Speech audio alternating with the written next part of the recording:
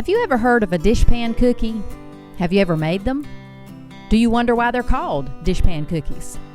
Well, I have a couple of theories. Number one, it makes so much batter that you have to have a dishpan to mix it all up. And number two, if you bake all these cookies, you will have a pan full. So come on into the kitchen with me and let's make them.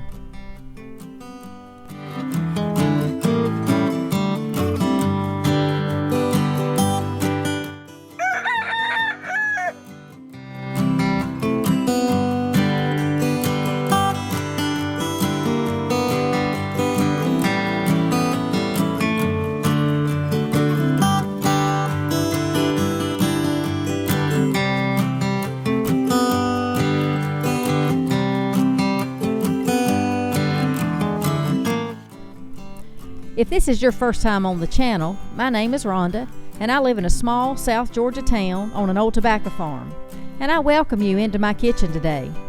We are in the middle of a hot, humid summer, and it is a welcome relief to be inside today. I wanted to make cookies, and I wanted to make a large batch so that I could share them with my family.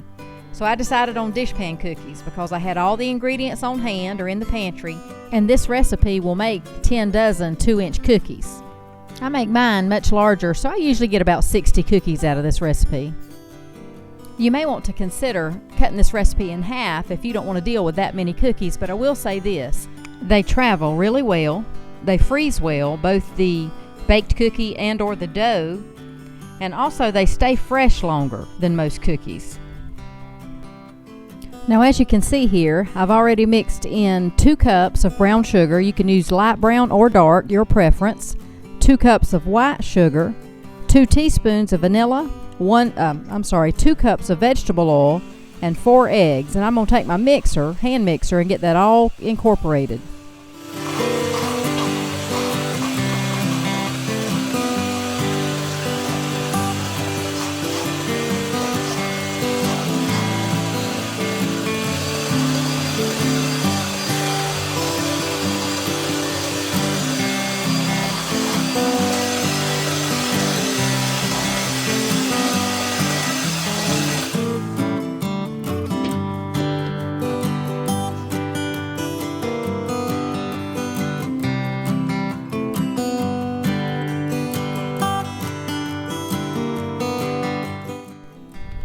Now, I was introduced to these cookies about 20 years ago at one of our church gatherings.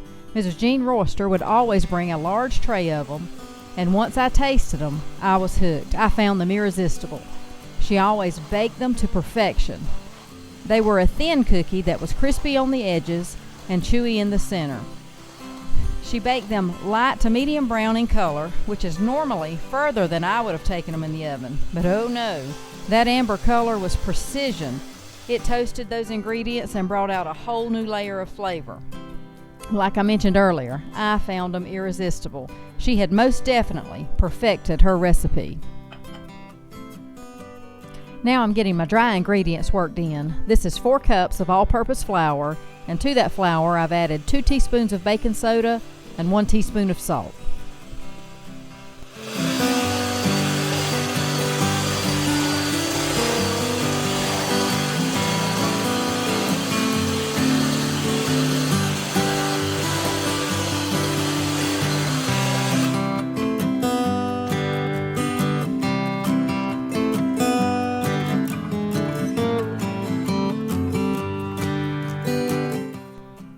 As you can see, this is a pretty stiff dough to work with. But now that I have it all mixed together, I'm going to get ready and add my next ingredients, which is 1.5 cups of quick oats, 1 cup of chopped pecans, 1 cup of flaked sweetened coconut.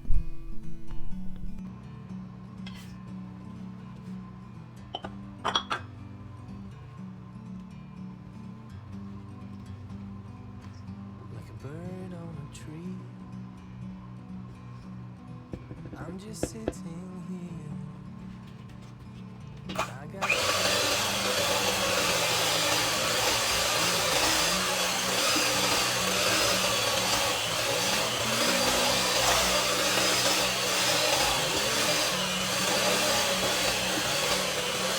we can sit together.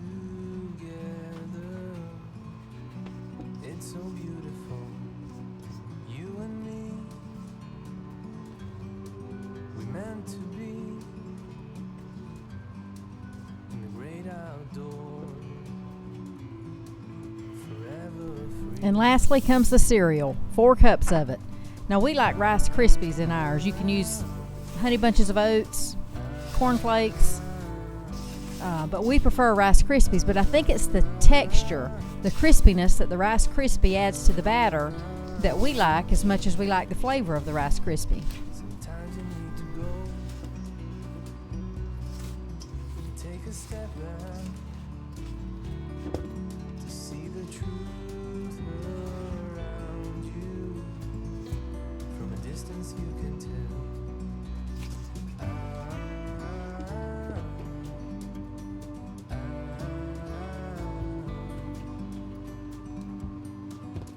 You and me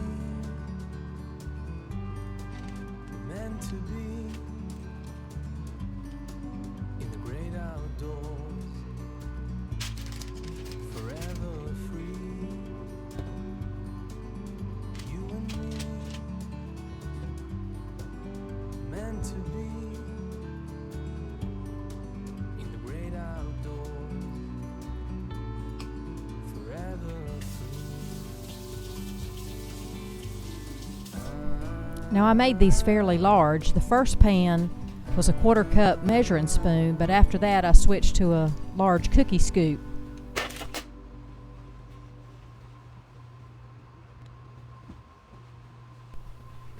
I think I counted 60 cookies. Can you imagine if I had used a small scoop or made small cookies? That's why I suggest making half recipe until you know if you like them. But we do, and since it takes the same amount of time and effort, I make the whole recipe and then I either share it or freeze them. I'm just sitting here. I got time. Now, if you want a delicious, old-fashioned tasting recipe, give this one a try. They are excellent for after-school snacks, breakfast on the run, sharing with the neighbors, friends, teachers. I've even given them as Christmas favors before. They are sure to please. Thank you so much for spending a few minutes with me in the kitchen today. If you want to see more of what I'm cooking, you can follow me on Instagram and Facebook at The Old Tobacco Patch. I will also put links in the description below. Be sure to like, comment, subscribe, and share. And as always, if you're watching on YouTube, click the bell button. Talk to y'all later.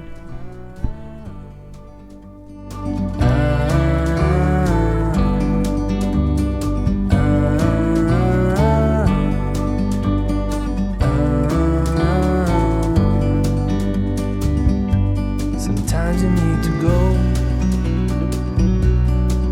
and take a step back